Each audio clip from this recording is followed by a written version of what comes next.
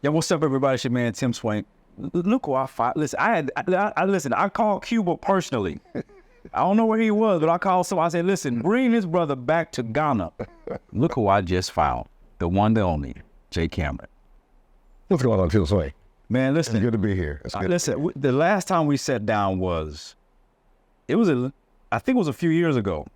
A couple of years ago. Yeah, it was a couple years ago. 24, so we're looking probably 2 years or so ago. It was like 2022. That's right. And I hear that you've been doing a lot since then. I've been following you on social media. We've chatted a little bit on WhatsApp and stuff.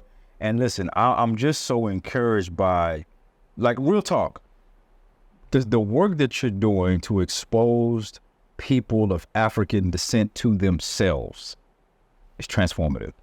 So, but for folks who may not know who you are, briefly give us an introduction and what is Maximum Impact Travel. All right. Well, my name is Jay Cameron. I'm the founder and CEO of Maximum Impact Travel, also Maximum Impact Enterprises. Okay. Because we do travel, but We done leveled up. well, I got the children's books and the activity books and the animated series and so the documentaries. Yeah. So this is really a comprehensive educational resource, but we focus on travel experiences because I believe that there's no better way to learn than by having a firsthand experience someplace. So I can read about it, so that's why we have the books. But then when you go and you see it firsthand, it's nothing like it. So that's who I am. That's what I do. I'm a cut up. I'm a clown too. I enjoy life. I mean, that's really I love life, and I love exposing other people to the possibilities of living beyond the borders and the boxes that may have been prescribed for us in the U.S. or wherever it might be, even within intercontinental travel. Mm-hmm. You know, when we talked last time, I was shocked when you told me that the first time you visited the continent of Africa was 6 years ago, right? Yes, 2018. As a matter of fact, November 2018. So it's not quite been 6 years yet. So from November 18, you had never been to the continent of Africa. No. What happened between November 18 and when you started Maximum Impact Enterprise that made a light bulb go off and says, you know what, I have to bring people. Then it was only Africa. We're going to talk about later what you're doing now. Sure. What was that moment? It was here in Ghana, in Kumasi, at a Chinese restaurant.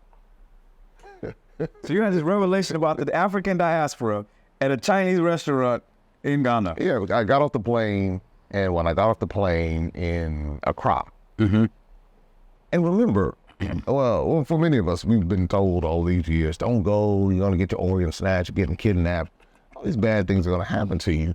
I got off the plane, and I felt such a sense of peace. So when I was going around Accra and learning, and then when I got to Kumasi and I was learning, I never felt unsafe. And I said, my people need to know about this because we've been so misinformed. We have been so undereducated, miseducated. And at that point, it was a responsibility. So I never saw it being a money-making venture. Never. I never saw it. I said, people just need to see it. I knew it was going to be some sort of cost involved. Yeah. But it was never me, ooh, this is how I can make a lot of money. And it was just like, what can I do to get people here? So I created a documentary from my phone. I had an iPhone, it was either 8 or 10, one of the. Okay. And I took all the footage that I captured and I created this documentary. And the documentary went viral. And I started doing info sessions. And so that first group that we brought back had more than 30 people. And the first group was in November of 2019. To Ghana. Okay. And then the pandemic came. So pandemic comes beginning of 2020. Everybody was home. But I came back, as soon as the borders opened, I came back to the continent. First place I went was Tanzania. Kind of rewind a little bit. After coming to Ghana in 2018, I said I wanted to go out East Africa. And that's what inspired me to climb Mount Kilimanjaro. So that's a whole nother piece and all of that. But I went back to Tanzania in 2020 during the pandemic and started laying the foundation because I said, yes, there's a depression in the travel space, but when this releases, there's going to be, the floodgates are going to open and people are going to want to travel.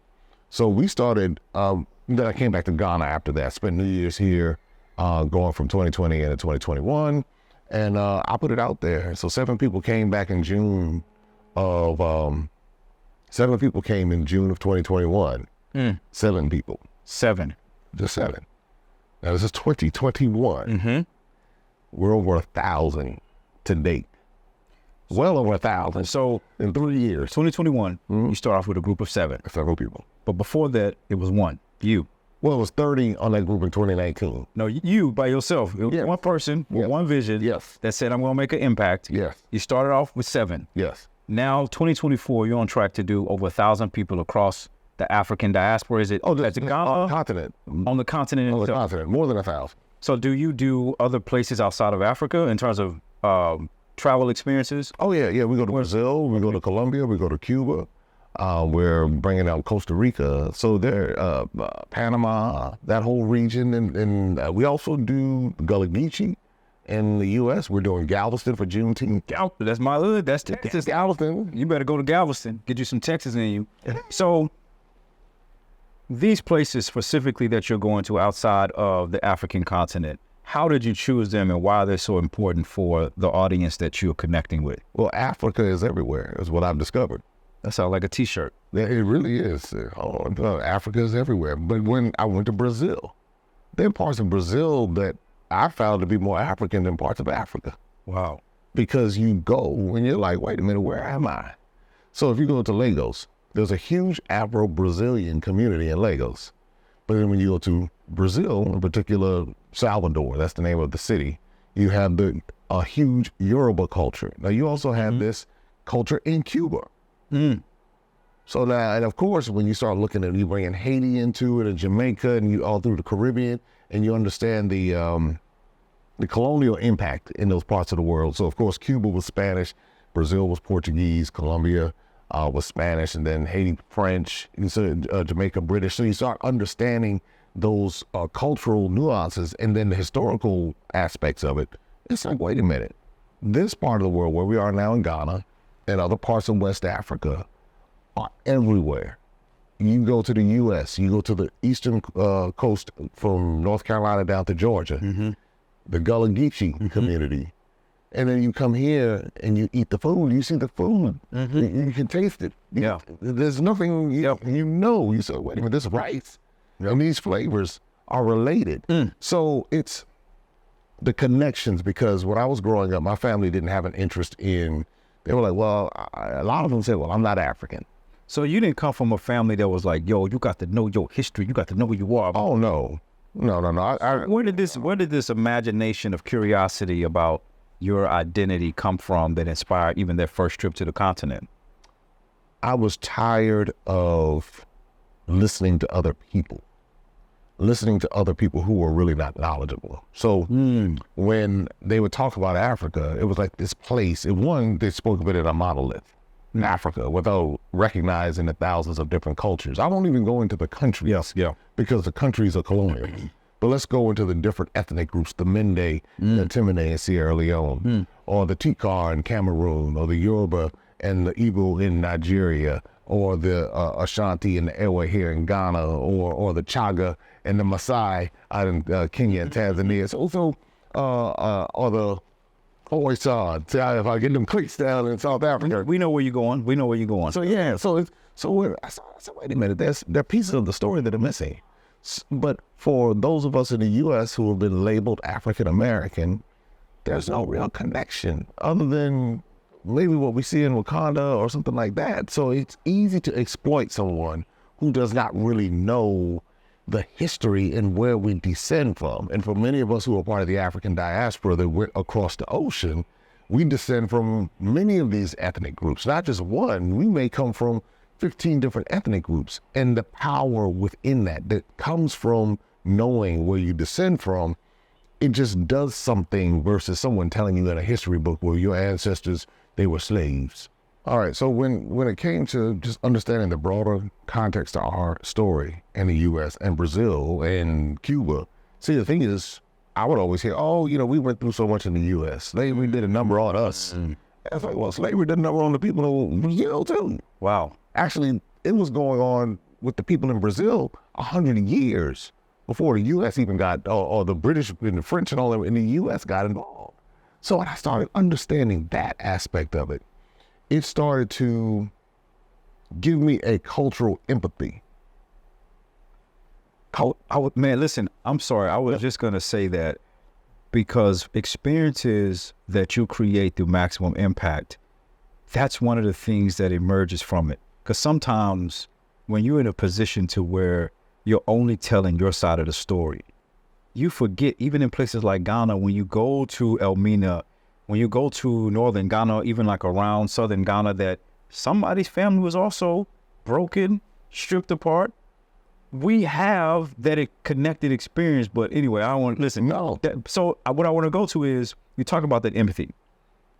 What are some of the, let me say, comments or responses that people have when you bring them to a Ghana, Egypt, or a South Africa, or Cuba? What are some of the responses that they have when they found out pieces of this information that you've been experiencing for so many years? It's a very sobering effect, because I have many people who have PhDs, highly educated according to the United States educational system, but they realize that they are ignorant. And I use that word intentionally. I know I get. I didn't say You ain't saying lack of. no, I got you. I said You're saying ignorant. They said ignorant. I got you. They recognize I don't know what I thought I knew.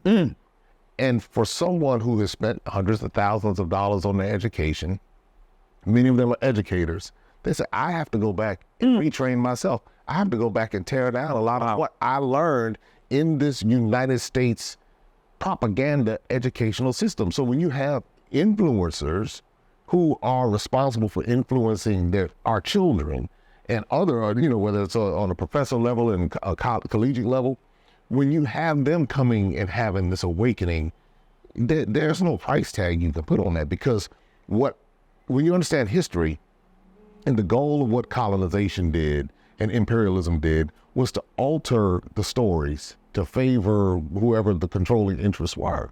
So when you take a mind and you take someone who's like, all right, well, they read a book and this scholar said this, but then they go and they see the exact opposite of it. Oh, those Africans sold us into slavery. Wow. Man, they don't like us over there. But to your point, someone over here lost their family member as well. They dealt with the same thing. So now there's this undercurrent of, I'm upset with them because I've had people on my social media come say, well, how come they didn't come get us? How they gonna, never mind. What they gonna do, charter a plane to come and get you? I'm saying to myself, with colonization and slavery, it was just two sides of the same bird. One way ain't gonna get them. It's like, well, how come, okay, what military were they gonna come across the ocean and fight with when they couldn't even stop it on their own land? But you talking practical stuff. Sometimes we so emotional. I won't say traumatized in that sense. There is trauma connected to our historical trauma, but some of it is just us being so ignorant that we don't think through, like, even what we're saying doesn't even make any sense. But I think what it gets to, which is really important, because this is what you do. You expose people to themselves, because Africa is everywhere. And it's in line with what Kwame Nkrumah said, right? I am not African because I was born in Africa. I'm African because Africa was born in me, right? And so it's that same line of thought process. And I think what you do is you help people, again, to have that empathy. That's one of the biggest things that I've seen that sometimes we lack. We lack that cultural empathy, especially from some of us as African Americans. It's lacking there. So aside from exposing people to all these different cultural experiences, tell us right now, if I'm interested in being a part of this maximum impact experience, what's coming up for 2024, even beyond? Because you ain't just playing for 2024. I'm sure you. Oh no. 6 years. I'm the long game. I'm the long game person. Really. First, I'll say this: our focus are on people who want to do better and know more, and they're tired of the status quo. Okay. So we're not even going after the folks that's like they want to be ignorant. Hey, when you get tired of being ignorant, then. But for those who are saying, you know what, there's more to this story, and I don't want my children to be ignorant. I don't want my children to go 40, 50 years and just wake up. So we have a lot of people who are saying they're bringing their children, they're coming, all ages. I've had people in their 90s. 90s. And they're like, no, I'm either the matriarch or the patriarch of the family. And then what they're doing, I've had people in their 80s come at one point of the year, within the same year, bring the grandchildren back. So there's no age. Is there an age limit in terms of like how young a person can be? Not at all. Not at all. Not at all. So if I wanted to bring, obviously I got to be there. Sure. My 6-year-old, my 5-year-old, Absolutely. 10-year-old, they can come. Absolutely. We've had as young as 3. Youngest 3. And because the parents understood. Wow. So that's why I said so what we have coming up are these, and it's not just education, because we have a lot of fun. Yeah. We have created a culture and a community, and we work with other influencers who are not creating the connections the way that or maximizing the connections, I should say. So we offer travel opportunities for them. So now they build their community, and they build the cohesiveness within their communities, and they take people all over the world. I mean, again, we've had folks go from Ghana and Egypt back to back. That's why I don't speak to scarcity, because people have the money. People have the money. What they want them all. We do. And if you give them the quality. So when I wake up in the morning, I don't think about, how much money am I going to make? I think about what kind of experience am I going to create for my people? Because there's so many, and my people are anybody who wants to come. Yeah. So you don't have to be Black or African American. You can be any complexion if you want to learn our story. Just like Columbus was driven down our throat, and we didn't really have a choice, and all the lies about Columbus and all the other stuff. Well, those who want to learn our story and learn it firsthand, this is a vehicle that they can get on or get in and have this encounter. But what it does, which is deeper, is it transforms the individual. And so when we look at price tag, there is no price that you can put on becoming a new person or discovering who you're supposed to be after 500 years of someone trying to alter who you were designed to be. So it's like, well, I get excited. I'm just reading some of the comments. We have 2 groups in town now.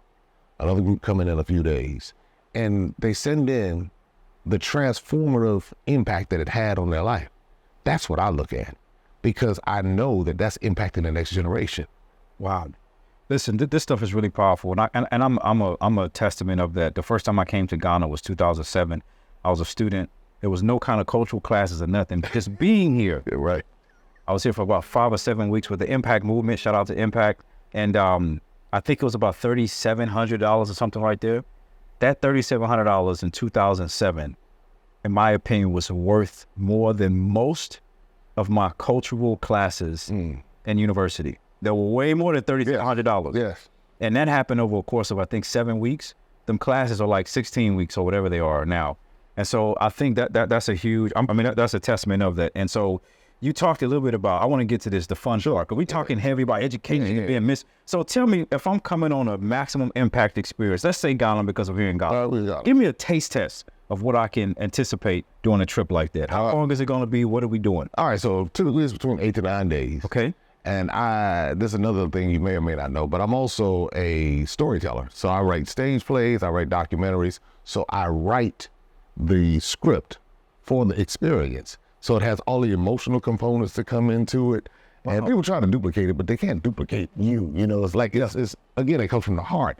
So when people come in, they don't even realize what's happening because I thought it through. So I take people on an emotional journey. They have the highs, they have the lows, they leave on a high, they get the fashion. They see all the vibes right here. We're sitting in this wonderful shop here in East Lagard, Abba. We're here, and you see all the fashions around, but then we give them a taste of the Ghanaian cuisine. Or whichever country, whether it's in Egypt, they get the koshery. If they're down in South Africa, they get some pop. Wherever it is, in Senegal, they get some of the jollof rice, the Senegalese jollof rice. I got a question. I'm coming to you about jollof in a little bit, but go ahead. So they get a well-rounded 5-sensory experience, and they get a chance to meet the locals. That's why when people walk away, they're like, "This is not a trip. This is really an experience." It's an experience. Because I don't want someone to come and just feel like they're herded around like cattle. It's like someone really cares about the experience that they're having, from the accommodations, from the transportation. We do our very best to make sure that our people get the best, because so often we're sold the cheap stuff. We're tried, short change, cheap, low budget, because people will speak to that. But I'm like, no, we're not doing that. We cannot do it. I've heard people say stuff like, and I've heard this from some friends who've come to Ghana, and they don't want to stay at certain places that are nice places because they say, I want people to experience the real Africa. Well, that's a part. Well, all of it's real. And so what they're saying is sometimes they go to sometimes the most impoverished places because they say they want people to get the real experience of Africa. But that's just by the way. I think this is probably one of the most important questions I wanted to ask you, and I know people wanted to ask you. Sure. You've been all around, man. And I want you to think about this before you answer, please. Okay. You've been to Ghana, Nigeria. I have. You've been to Senegal. I have. This is important, Jay. All right, it's important. Who has the best jollof rice? It depends. It depends. Good answer. I just had some really good Senegalese jollof rice in Las Vegas, Nevada. Okay. 2 days ago. Okay. That was great. I think I'll lean on. All right, Liberia has dry fish. I think as far as jollof is concerned, I'm leaning Ghana.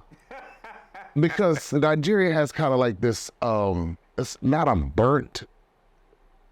It's kind of like not charred. It's kind of like a smoky flavor. Senegal kind of has that too. But I had some jollof rice from Mali, which was very different. So I lean Ghana with the jollof rice. But as far as overall food is concerned, I love some egusi soup. So I can get down with that. Of course, my banku is my Ghana favorite with some wache. That dry fish out of Liberia, though. It was something serious. I think that's the top of the list. Listen, I think that dry fish is not a Liberia. all the countries in that answer. That's good. That's good. For someone who's interested, maybe they heard you for the first time. They've been thinking about going to Africa. They've been thinking about going to Cuba. Sure.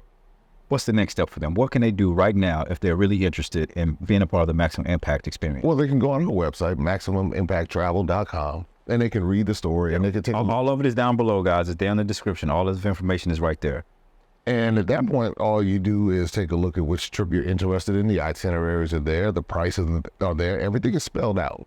So there's no wondering about what's going on. There are a lot of videos. They can follow my channel at Maximum Impact with Jay Cameron on YouTube, or they could follow me on IG at Jay Cameron Official, and they can just see what there's so much content that it kind of takes you inside of the trips, and then you see for yourself, and you determine if that's what you want to be a part of that experience. But what I can tell you, anybody can travel anywhere in the world and get on a plane, but everybody cannot do the maximum impact experience. And there are a lot of people in tourism doing a great job, and everybody has a unique lane. But I know what we do, and I know how many hours we put into it. I know how many planes I've been on. I go to destinations and spend time there. Yeah. I don't just get on the internet and hope that we get with a vendor. No, you're there. I'm there. I'm taking the vendors out. I'm meeting with them. They become a part of my family. That's really what happens. And so when I see this, and I'm reminded of my oldest son he just completed going to all 50 states. And then he's been to 5 different African countries, and he's also climbed to the top of Mount Kilimanjaro. When someone goes to the website or they want to learn more about what we're doing, they'll see those types of stories. They'll hear those testimonials. They'll see someone in their early 20s about how it's impacted them, but then they'll also see someone in their 90s or see someone in their 70s or their 50s or their 40s and the impact that it's had on their life. So if you're looking for something that's deeper, but a lot of fun, and that's the deal, it's a lot of fun. I mean, it's nowhere in the world we're going to take you there and you're like, oh man, you're going to have so much fun and you're going to meet so many other like-minded people. It becomes a family, and it's something that I can only attribute to God's direction, because it wasn't anything I came up with. I didn't plan this. I couldn't have scripted it if I really wanted to. If I'm being in my best writings, I couldn't have come up with this. So I recognize that this didn't come from me. So I know it's a divine assignment, and that's how I treat it. I'm a steward over it in such a way that I see the people as a responsibility. I don't see, when I say I see the people, meaning I see the impact that it has on them, but I'm thinking for generations. I'm thinking the colonizers and the imperialists and all of them, they planned for generations of destruction. They knew that when they put some of those systems in place, that it would take hundreds of years for it to be dismantled. So I understand that if someone, a 90-year-old, has an encounter, and I'm just using 90. Yeah. And they have 4 generations coming after them. Their children, their grandchildren, and their great-grandchildren. Wow. And that 90-year-old that many people have given up on. Oh, grandma, she's almost at the end. Grandma goes or granddaddy goes and has the time of his life. Now the grandchildren are looking at this and they're like, wait a minute, I want that too. So I place a value on our elders, an extreme value, because we want to throw them away, or we can't wait to put them in a home somewhere. Can't wait for them to, for them to move on so we can claim whatever, get the inheritance. But there's a value in their stories. There's a value in who they are. And so a part of this maximum impact journey is to honor them. And then that transcends through the generations. And that's how we tear down the walls of all of this craziness that's happened over the past 500 years. So that's the maximum impact difference. This is, again, it's not just trips. Yeah, no, I mean, listen, it's definitely, as you said, I think it's a divine assignment from one man who had a vision in 2018 to 7 people in 2021 that were in, on this trip, to now over 1,000 plus that are being, really having these immersion experiences all over the world. Yes. And being reintroduced to themselves for the first time. Yes. And I think what you're doing is phenomenal. Listen, again, all of the information is right there in the description below. We got to bring you back next time to talk about entrepreneurship. Okay. There ain't no way you're doing all this without a game plan. Like, I know there's a lot of work in this, but we'll say that for the next conversation. Jay, listen, it's always great to see you. Thank you, You're an Tim. inspiration. Listen, guys, you're looking for a maximum impact. This guy right here is going to make it happen for you. Listen, if you love this content, make sure you like it. Make sure you subscribe. Until next time, peace.